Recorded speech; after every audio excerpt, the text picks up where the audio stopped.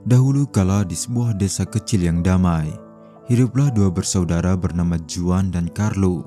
Mereka tinggal bersama kedua orang tua mereka di sebuah rumah sederhana di tepi hutan. Sejak kecil, Juan dan Carlo telah menunjukkan sifat mereka masing-masing. Juan cerdik namun seringkali licik, sementara Carlo tumbuh menjadi anak yang jujur namun terlalu polos.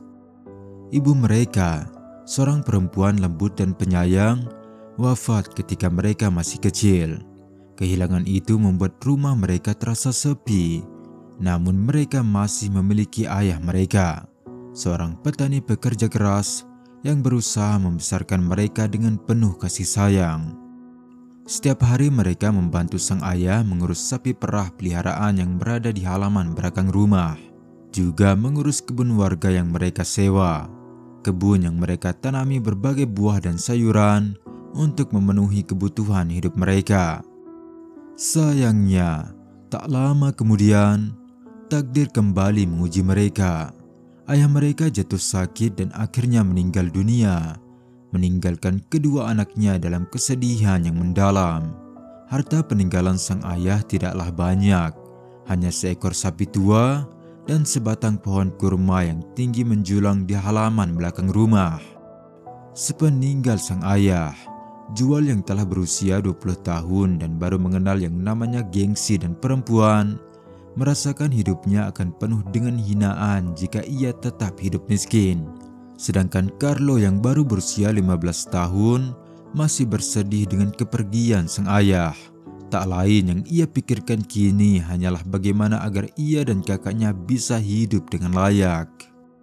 Juan, sebagai kakak, mengambil alih urusan pembagian harta warisan. Dengan suara lembut namun penuh tipu daya, ia berkata kepada adiknya, "Carlo, kita harus membagi warisan ini dengan adil. Engkau ambillah bagian depan sapi, sedangkan aku akan mengambil bagian belakang.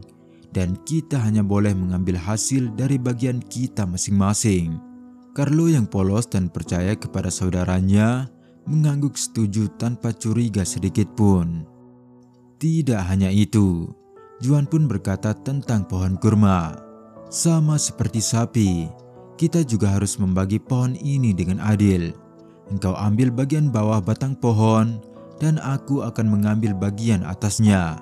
Ingat, kita hanya boleh mengambil hasil dari bagian masing-masing." Dengan demikian, kesepakatan aneh itu dibuat dan keduanya menjalani hari-hari baru mereka. Carlo dengan penuh kasih sayang merawat sapi tersebut. Setiap pagi ia memberinya rumput segar, membersihkan bulu-bulunya, dan membawanya minum ke sungai sebagaimana dulu sang ayah mengajarkan mereka. Hingga berkat perawatan Carlo, sapi itu menjadi sehat dan menghasilkan banyak susu untuk dijual. Namun, siapa yang mengambil hasilnya? Tentu saja Juan, karena menurut perjanjian mereka, bagian belakang sapi adalah milik Juan. Maka dialah yang memerah susu setiap hari. Ia menjual susu itu ke pasar dan mengantongi semua uangnya sendiri, tanpa membagi sepeser pun kepada Carlo, kecuali untuk makan. Ketika Carlo dengan polosnya bertanya tentang bagian hasil untuknya, Juan dengan santai berkata, "Aku hanya mengambil susu dari bagian belakang sapi itu, bukan dari bagianmu. Itu adalah kesepakatan kita, bukan?" Carlo yang mendengar itu hanya terdiam. Ia mulai menyadari kesepakatan licik kakaknya. Tapi sebagai remaja yang masih polos, ia tidak tahu harus berbuat apa. Tak disangka, dari balik tembok halaman rumah mereka, seorang kakek tua mendengar percakapan itu.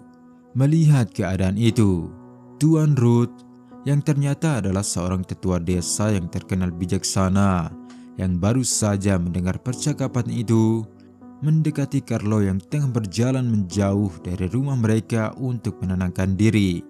Mendapati seorang yang dihormati di desa itu menyapanya, Carlo pun menyambutnya dengan sopan. Dengan bisikan penuh rahasia, Tuan Ruth memberikan sebuah nasihat kepada Carlo. Carlo mendengarkan dengan penuh perhatian. dan terlihat senyum tipis mulai muncul di wajahnya.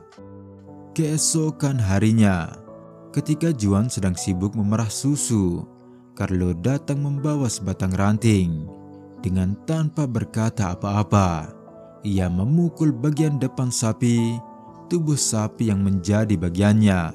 Sapi itu pun terkejut dan mulai menendang dengan keras, membuat Juan terjatuh dan susunya tumpah berantakan. Wajahnya memar terkena tendangan sapi itu, yang membuat bukan hanya wajahnya yang sakit, tapi juga leher dan tulang punggungnya. Mendapati luka serius itu, Juan marah bukan main.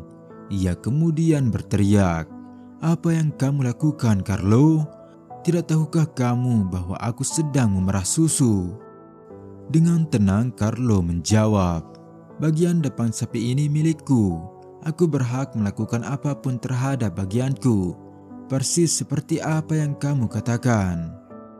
Juan yang mendapati hal itu adalah hasil dari permainannya tak dapat membantah. Dengan wajah merah padam, merasa adiknya telah mengetahui trik liciknya, ia akhirnya menyerah dan berkata, "Baiklah Carlo, mulai sekarang kita akan berbagi hasil susu ini.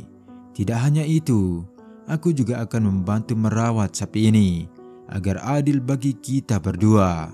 Namun begitu, untuk pohon kurma itu, Juan masih menggunakan tipu muslihatnya. Suatu ketika ia naik ke atas pohon kurma itu, melubangi batang-batangnya, dan menempatkan kendi-kendi kecil untuk menampung getah manis dari pohon tersebut.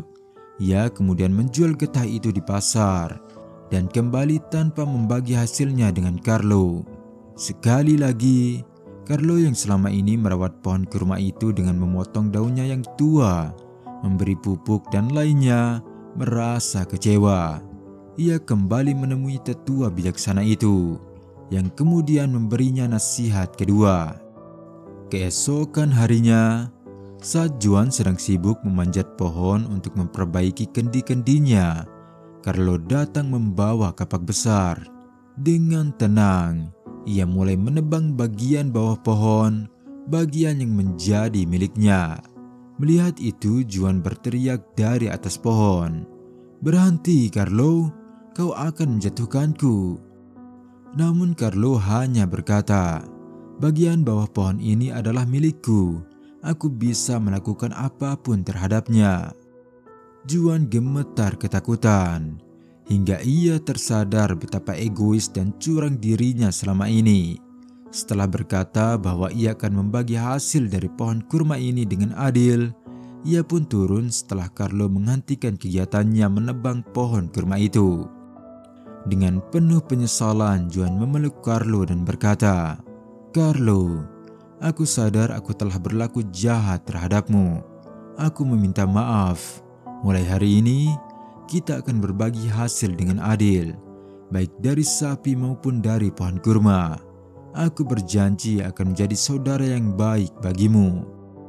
Carlo hanya terdiam, namun hatinya mulai luluh. "Sebenarnya, semenjak aku mengambil bagianmu, hidupku tak pernah tenang. Tak ada kebahagiaan dan kekayaan seperti yang aku harapkan. Aku menyesal, Carlo.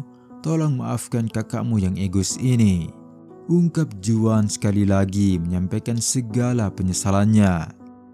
Dan anehnya, semenjak Juan berbagi pekerjaan dan hasil dengan adiknya, kehidupan mereka malah menjadi lebih baik.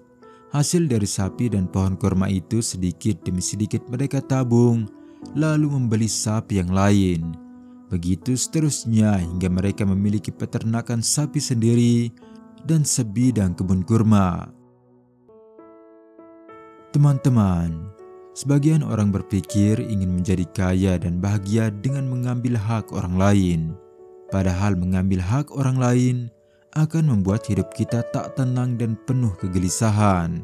Dan kekayaan serta kebahagiaan yang kita harapkan dari mengambil hak orang lain hanyalah hal yang semu dan palsu. Sekian kisah kali ini. Semoga kita bisa menjadi lebih bijak dalam hal ini.